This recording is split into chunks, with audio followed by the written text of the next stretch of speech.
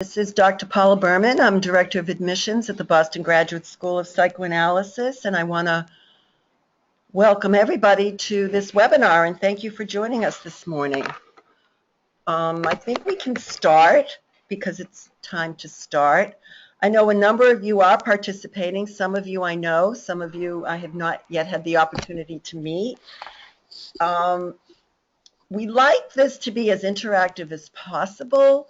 I know we're going to be giving you a lot of information, but it's hard in this kind of format to speak up. If you want to speak up, if you have a question, please feel free to do so. If not, I also want you to know that there's a chat button that you might see on your screen, and certainly feel free to type in your questions as you might have them, and we can respond to that directly. We'll see your question and we can speak to it.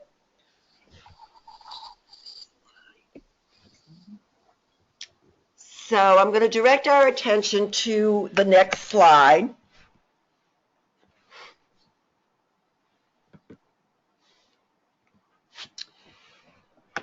And I'm going to, well, first also let me tell you, I'm going to be kind of the MC of the morning, but there are going to be a few other people here who are going to walk you through some of the programs that they have close familiarity with, and I'll actually let them introduce themselves as they begin their section. But I'd like to start with a brief overview of the school before we dive into the details. So as you can see on this fast facts slide, we were founded in 1973, so we've been around for a long time. And one of the unique factors about our school that it's hard to know if you haven't been here yet is that we are small. We don't have a huge campus. We're actually housed in one facility. And we therefore have a very close student to faculty ratio, a very good one, I should say. So for every about 2.5 students, there's one faculty. The classes are small. There's about, you're not going to usually have more than 15. Sometimes it might creep up. Often it goes lower than that in each class. So it's a more intimate sort of environment than you might find in some other schools. There's also a very diverse student body. As you can see the stats online here, we have people of color, we have an international population, we have mixture male-female, we have very diverse backgrounds in terms of where do people come from academically and professionally. I often get the question, do I need to have a psychology degree or background or training or clinical experience before I apply to either your master's or your doctorate program? And the answer is no. We have people from all sorts of backgrounds, from opera singers to architects to engineers to social workers to undergrads right out of training at the 4-year level. So we have diversity in age, older people, younger people, middle-aged people. It's a very eclectic group, and that's part of why we consider this to be a very rich experience. Okay, I'll go to the next slide. The other questions I often get is, what are your degrees, and do you only have clinical degrees, and what's this Doctor of Psychoanalysis, and how's that different from a degree in psychoanalysis, society, and culture? I think it's easier if one thinks about our degrees as in two separate buckets, if you will. So one bucket is the clinical degrees, and those are all the training programs that we have that will address a student's need to practice as a clinician. So if you're interested in having a private practice or working in a clinic, then you want to take a look at our clinical degrees. Those training programs lead to either a practice in mental health counseling or clinical psychoanalysis. So at the master's level, you'll be able to practice as a mental health counselor. If you continue with us through our doctorate in psychoanalysis, you'll be a certified psychoanalyst, and you can call yourself a psychoanalyst, and off you go. So those are the clinical programs. But we also have a very robust program which is on a non-clinical track, and it informs psychoanalytic study into the understanding of society and culture. And it's a much more theoretical perspective on the use, if you will, of psychoanalysis in social context and it is a non-clinical degree. You don't come out of that program wanting to be a clinician. You'll come out of that program being either a researcher or an academician. So we'll be talking further about the career paths on that, in that bucket or on that track later. So the social consciousness degrees are the ones in psychoanalysis, society, and culture. Those are non-clinical degrees. And then the master's in mental health counseling, the master's in psychoanalysis, and the doctorate in psychoanalysis are the clinical ones. We also have a doctor in the doctorate program in the psychoanalysis, society, and culture too, if I didn't say that. So the next set of questions I usually get as it relates to the differences in clinical orientations, is that something you're going to cover, Dr. Waso, or is that something I cover? This. No, go ahead. You want me to cover that? Dr. Waso is going to be talking specifically about our clinical degrees, but I'll give the overview of the differences within the clinical context. So I mentioned briefly that we have a master's degree in mental health counseling. I also mentioned we have degrees in psychoanalysis. But I will say, and this is how I started this slide, the admissions department gets lots and lots of questions. What's the difference between psychology and psychoanalysis? What's the difference between psychology and mental health counseling, et cetera, et cetera? These are great questions because it's very, very confusing. Because you're really taking a pie and starting to slice it up very narrowly. So let me start with the first, which is the mental health counseling program that we offer.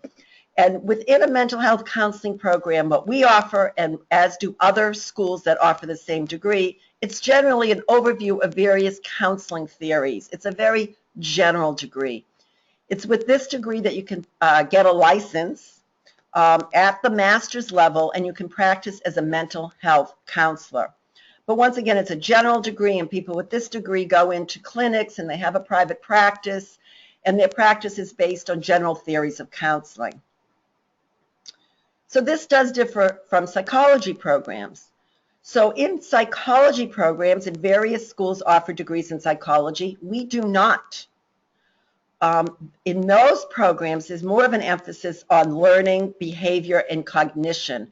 So I'm sure a lot of you have heard, those people who are interested in clinical work, of cognitive behavioral therapy. This is the pocket where you're going to be able to get into what that's all about from a research standpoint. And it's very behavioral oriented and very much focused on the mind and changing based upon behaviors. Typically, if people want to practice clinically with a psychology degree, you need to have a doctorate. You cannot get a license at the master's level with a degree in psychology. So often people start in psychology programs with the long-term idea that they are going to get a doctorate if they want to practice. So then we come to the next category, which is psychoanalysis, which is our sweet spot. And people often don't know what is psychoanalysis. So psychoanalysis is really a particular approach in working with people. It's a body of research, but it's a theory of technique, all based upon looking at the unconscious. So it's a psychodynamic approach, it's a talk therapy, and it's a study of really what lies beneath conscious awareness to remove barriers to growth. So it is a focus on looking at the unconscious motivation behind behavior and helping people access that unconscious so that they're more aware of why they do what they do. So we really study what makes people tick and why do they do what they do. So I don't know if there's any questions so far, because this sort of ends my introductory slides. If there are, please feel free to type them in or ask them directly if you would like. Okay, I don't see anybody chatting and I don't hear anybody talking. So we'll now pass the presentation over to Dr. Waso, who's going to talk specifically about our clinical degrees. Hello, everyone. So as you see on this slide, we have the Master's in Mental Health Counseling. As Dr. Berman said, this is the degree that will allow you to access, you will be fulfilling all the requirements by the state to get licensed. This means that, as many other mental health programs that you may be looking at outside of our school, we have a curriculum that is going to cover all the requirements by the state. And a lot of those classes are not psychoanalytic in nature. However, because we're a psychoanalytic school, we will have some extra readings, and of course the approach in the classroom will always try to inform you as to how us psychoanalysts look at the treatment of patients. So the mental health counseling program is going to inform you about diagnosis and treatment in the mental health field. We have two specializations, which is the addictions program and the child and adolescent program. But what you need to know is that although these cover all the, they fulfill all the requirements by the state, you will be having always the psychoanalytic slant. For those people who finish the master's program and want to continue their psychoanalytic studies, they usually go on to the doctorate in psychoanalysis. And that's where their more intensive training is going to happen in terms of their clinical practice and supervision, as well as their research.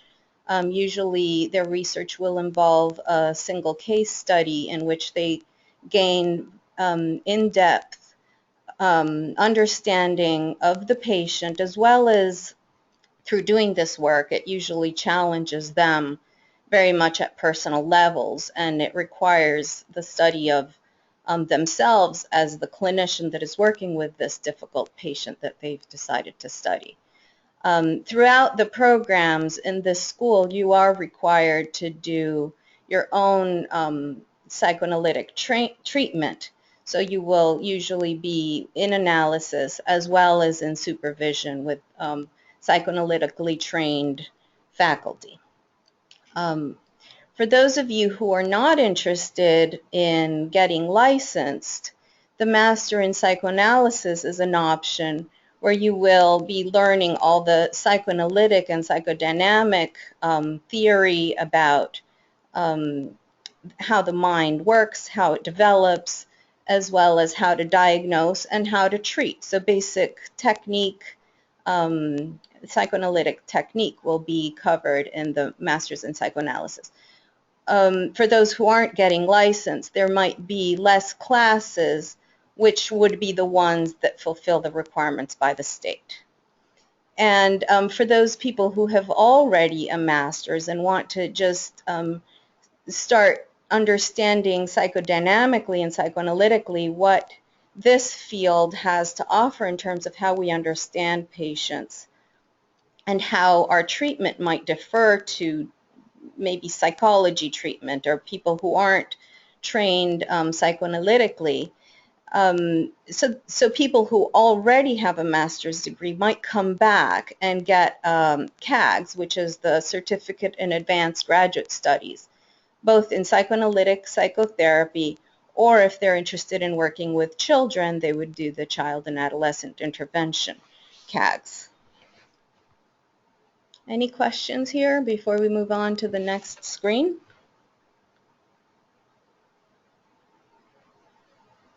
No. Okay. So one of the things that really distinguishes our school, I think, from other schools is everything we do here. You do need to remember we are a psychoanalytic school, and that really informs everything we do. So one of the things that happens here is that a lot of the learning is through process learning. The way we sit in the classrooms, we usually sit in circle where everybody can see each other, we interact with each other, we interact with the faculty. It's not a lecture type model of learning. And this will, this means that the classroom becomes like a laboratory of learning of what we're studying. If you might be reading something theoretical, you bring it into the classroom and you see how it applies to the group process and to the individual learning in the classroom. So at all levels, our training is very experiential and practical from the very beginning. We do have a lot of clinical experience throughout the program. You're going to be going out into the field and seeing patients and starting to work with patients from very early on. And we will always be interested in trying to understand at deeper levels how we can explain these patients' symptoms, behaviors, emotions, and as well as our own. As we go through the program, we're very interested in helping students learn about their own experience and deep understanding.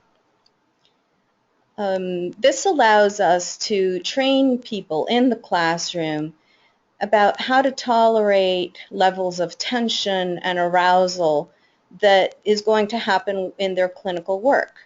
This will manifest in that then the student is able to work clinically with a much broader range of psychopathology.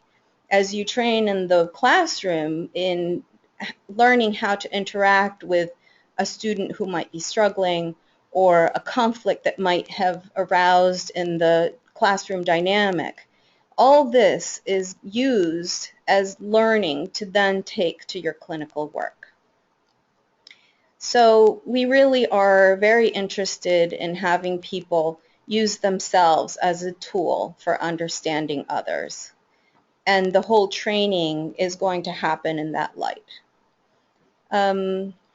You will always be closely supervised by the faculty as you go out into the field, and you will have the clinical training as well as the supervisory hours, for instance, that you would need for licensing and to develop your own clinical skills. So 90% of our master's degree graduates either move on in the field to pursue a doctoral degree or a higher degree.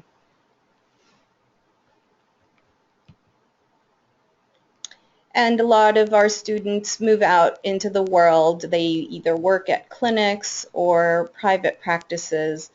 A big group of our graduates have gone into the school systems and have developed programs there and do clinical work in the schools, as well as move on to our doctoral programs here in the school.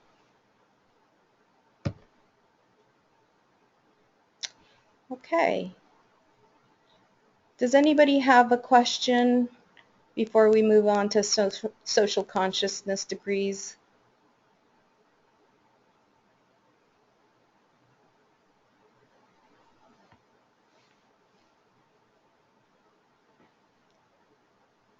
Okay. I'm going to pass this on. Thank you. Hi, let's see. So my name is John Zicko, and I'm a student in the Culture and Society program here. I'm just going to run down some of the basics. So there's a master's and then a doctorate. And I think the major difference between the two is basically if you were to stay on or if you were to enter into the doctorate program in the Culture and Society aspect, is that you are not only taking more classes but looking to narrow down your expertise in a field that's related to psychoanalysis, culture, and society. Now, as you kind of progress, you do take clinical courses, so you are exposed to that. You take courses in methods, and of course you take many theoretical courses dealing with multiple kind of social and cultural categories. So I think the main aspect of the program is, as seen in point 1 here, is that not only understand the use of psychoanalysis in in society and culture, but also to see how psychoanalysis has developed as being embedded as a type of practice and discourse within our Western society and how it's been used. Some of the benefits to viewing it this way is that we are exposed to a wide variety of faculty. We not only participate in clinical courses, so we get to know clinical faculty, but we also have the kind of privilege to kind of tap into other institutions and other colleges and universities. Such examples can be we have taken classes from Boston University, professors in cultural anthropology, professors from Harvard in linguistics and society. From BEC, from Boston College, I've taken classes about race and colonialism and post-colonialism. So you kind of get these, not just introductions, but kind of these kind of advanced types of classes that kind of really go into how these other categories kind of work, as you kind of see in gender, race, psychopathology, violence, and overall social systems. And then there's another aspect to this kind of degree that not only to theorize or to map out empirically or qualitatively, but to also bring some of this knowledge into policy formation and organizational dynamics, in which some of our professors are very in tune with. So that's kind of a quick rundown with the Psychoanalysis and Society Culture program. When we do graduate or we move on, I know people with the MA degree have moved on to other PhD and doctorate programs. Another major vector in which people kind of filter through is teaching and research, and then also supplementing their clinical practice. If they started off clinically, sometimes people like to go into the culture route to figure out further dynamics with their patients. So, do you guys have any questions for the culture program?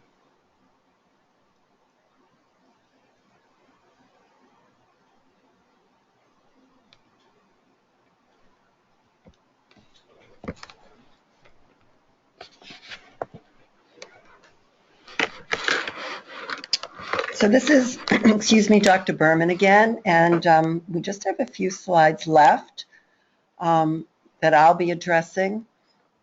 And the one that we're going to come to now is called faculty profiles.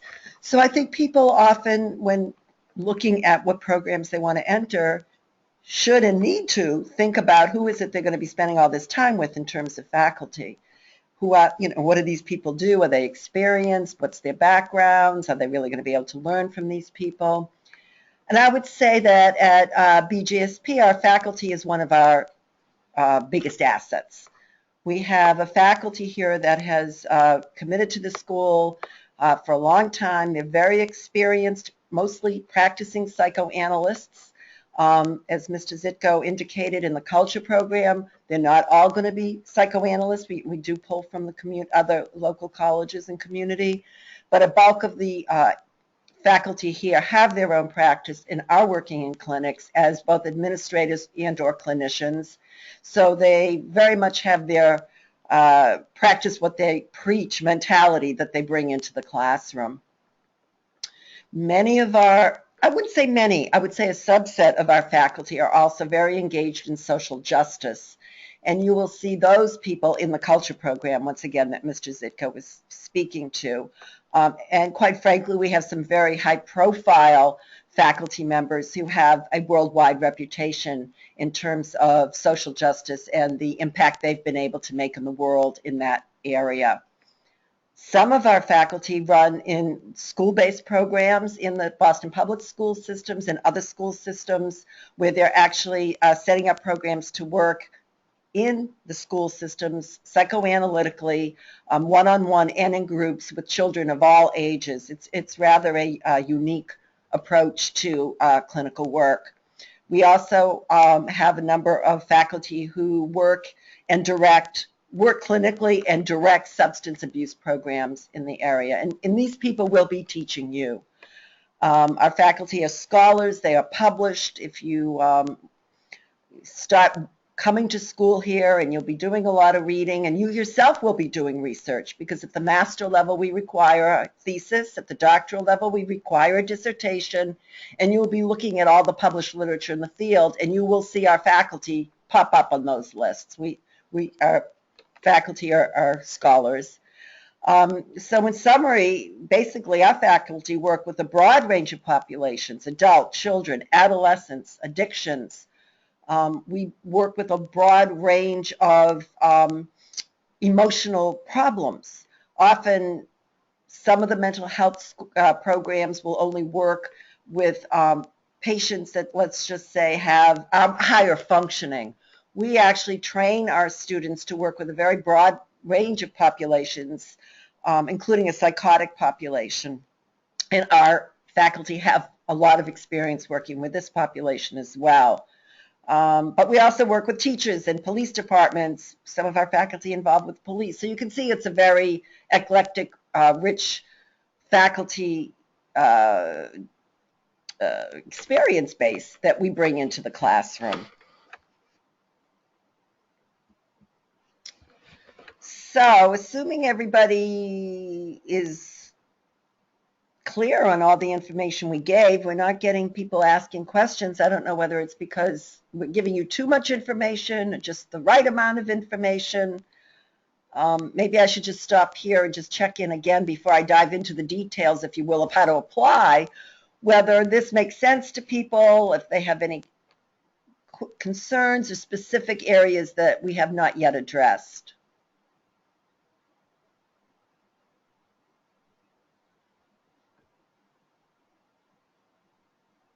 Okay, I guess not. We usually have some, at least, chatting going on here, but we must be doing a particularly good job today. All right, so people ask, how do I apply? And it's actually a pretty straightforward application process. We don't like to get too bogged down in red tape here. So first off and foremost, we do not require any minimum, we don't require GRE, at all. So not only is there no minimum GRE score, there is no GRE requirement at all. Oh, actually I have a question. So I'm going to interrupt myself and address the question that actually just went away. Someone just typed a question and I saw it up there, but now I don't see it. So let me see if I can find it again. It came up here. It was about the MA degree. Well, there's a couple of questions that I've been missing, actually, that have been posted. So let me start one at a time. One of the questions actually is for Mr. Zitko. And it's, do many people use the master's degree in psychoanalysis, society, and culture as a foundation for cultural anthropology? Mr. Zitko, what do you have to say about that? Well, I think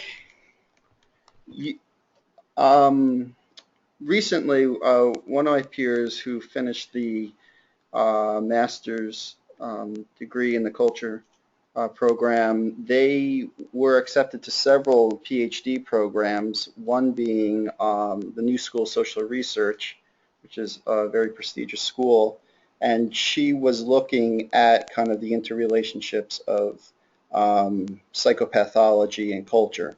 So in many senses, you kind of get this interdisciplinary aspect of cultural anthropology and psychoanalysis, and one of the main grounds in which they combine are kind of recent scholarships and how pathology is used cross-culturally. and how it kind of constructs this dynamic between the West and the other, and the other and the West. So in that sense, the potential is there, and I know some people have been accepted to programs. So you could easily explore that, and there's faculty members that specialize in that we have. So. And I think there was another question also, which is, oh no, that's the same question we just answered, right?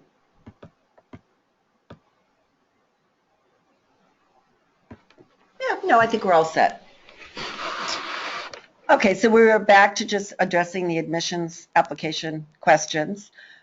We also do not have I was saying we don't require the GRE, and we also do not require any specific grade point average. So we don't get too hung up on prior academic measurements in that regard. Admissions, I guess what's important to note is admissions is done really on a case-by-case basis. It's a very personal kind of approach to the admissions process. So that first of all, it's a rolling admissions deadline. So as we get your materials in, we process your application and we will be responding to you. We don't have any set times of how this works. There's one exception to that. I'll call it what we speak to as an admissions priority deadline. And for the fall semester 2016, which begins in September, we have admissions priority deadline by May 1st. And that's basically a deadline that we say it would be better to get all your materials in by that date if you want us to have enough time to process them. So that's particularly true for international applicants who need to get a student visa in order to come to school here. And that's really the only deadline we have, but even that too is not a drop-dead deadline.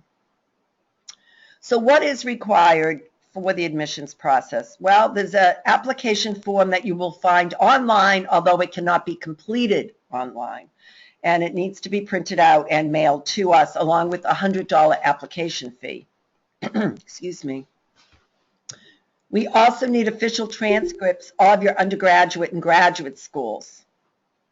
We need 3 letters of reference, at least one academic, and the others from some sort of professional sources. I see another question's popped up, but I'm going to wait to address it because it's a good one and it's one that everybody has once I just get through this little chart. We have 3 letters. We require 3 letters of reference along with waivers. We require 1-page statement of interest. Why this school? Why are you interested in joining us? And then we require an academic writing sample, and that's often something that's been written before from your previous prior academic studies. So that's all the paperwork that's required. Once we receive all that paperwork and it looks like that you match the criteria for what we're looking for, you will then be moved on, I guess I'll say, to the next phase of the admissions process, which we really think is the meat of the admissions process, which is the admissions interviews. So this is unusual it's specific to us. Most schools do not require this, but because we're so interested in on working with people on a case-by-case basis and really understanding who it is that's coming to our program, we do 3 admissions interviews.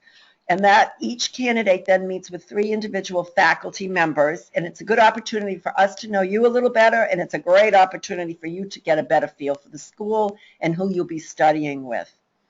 For those people who are applying internationally, and I know we have a number of those people on the phone with us today, we often will do Skype interviews, but whenever possible, we prefer those interviews to be face-to-face here in the school, although there are some exceptions to that. The May 1st deadline that I mentioned before is particularly important, once again, because of the visas for international students, but also to give us enough time to have these interviews. If you have all your paperwork in by May 1st, it gives us enough time to work with your schedule and our schedule so that we can schedule the 3 interviews before moving forward. So the question I just received that I was putting on hold a little bit was, do you all offer grants and scholarships for the program? And we do not, actually. So unfortunately, it's a quick answer, but it's not necessarily the one people want to hear. There are scholarship opportunities available to our students. However, they're independent from our school, and we have a financial aid coordinator working with us named Stephanie Woolbert, who is sort of the expert in all financial aid questions as it relates to scholarships and also as it relates to the loan process, because many of our students do take student loans. We do have some work-study opportunities. They are limited, but they do exist. They are often available to those students who are in the second year of the program, and you need to apply for them, and it's, once again, on a case-by-case basis. But we do have students who work with us in a work-study capacity here at the school. Okay, another question. How do I get... It's a little difficult here reading them, so I'm getting a little assistance on that front. And the next question is, I majored in philosophy, but I find this program very interesting. If I came here for a master's degree, do you think this would be helpful if I wanted to apply to a PhD philosophy program afterwards? Well, you know, I think that that's difficult for me to assess because I don't know the requirements of a PhD philosophy program. And I think it might make sense if you look at it from the other end and maybe look at what PhD philosophy programs you might be interested in and see what their requirements are, and then make the determination whether this degree might be helpful to you in that regard. My gut is that it might be, but I certainly wouldn't want to say that's an official statement of any way relevant to the specifics of any degree program that you might be looking at outside of this school. I will say that many students come with a philosophy background into our programs. So I think that there is, I'm not surprised to see this question pop up. Many of our students on the undergraduate level did have a major in philosophy, and that they are also, too, like you, finding our program very interesting.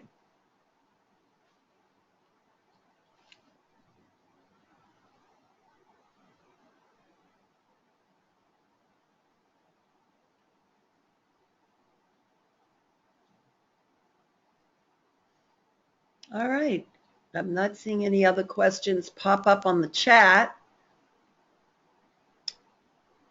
So let me offer the following. Sometimes, often, it's hard to communicate in this forum. It's a very kind of public forum, and it's rather impersonal. I'd like to make myself available if anyone would like to follow up with any specific questions in a more one-on-one format. The best email address to reach me at, actually, I think there's another slide that goes through this.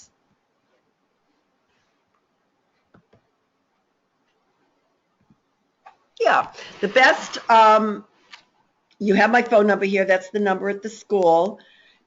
And that's my email address, but I'm also going to give you a better email address. You can use this, and 90% of the time it works, but for that 10% of the time, I'd like you to consider the other address that I have, which is p.berman@comcast.net. You can also email either myself or Ms. Woolbert and request a time to talk on the phone. We can have a one-on-one conference call, and we can also have a Skype session, if you will. And we have found that some of our prospective students have found that very, very helpful. The other thing that people find helpful is they want to talk to other students and graduates of the program to get a better feel for what it is really like to study with us. If you'd like to be in touch with one of our existing students or one of our graduates who's currently working in the field, let us know, and we can put you in touch with those people. Of course, if you're ever in town or if you are local, we have open houses and they're regularly scheduled and you can come and see the school and sit with us in person. We also hold a number of continuing ed events that offer topics of interest related very much to what we spoke to today, and they're open to the public, and it's a good way also to get a feeling for the school. And also, if you're local, some of our classes you can just sign up for. You don't have to be a matriculated student. You can take a class with us and see what it's like to be in a real classroom. So we hope that you take some of these opportunities to continue to explore the school and get to know us better, because we'd like to get to know you a little bit and know what it is you're looking for and how we might be able to meet your needs.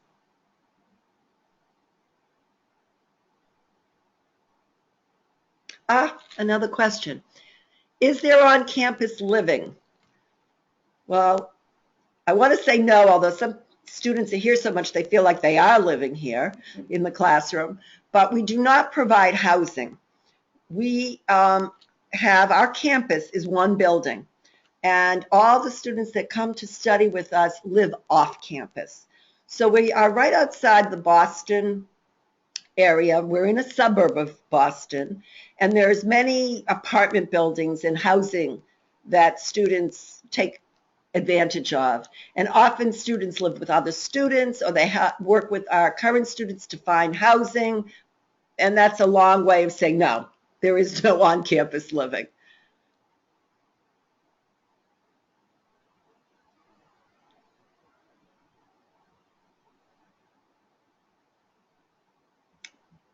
Okay.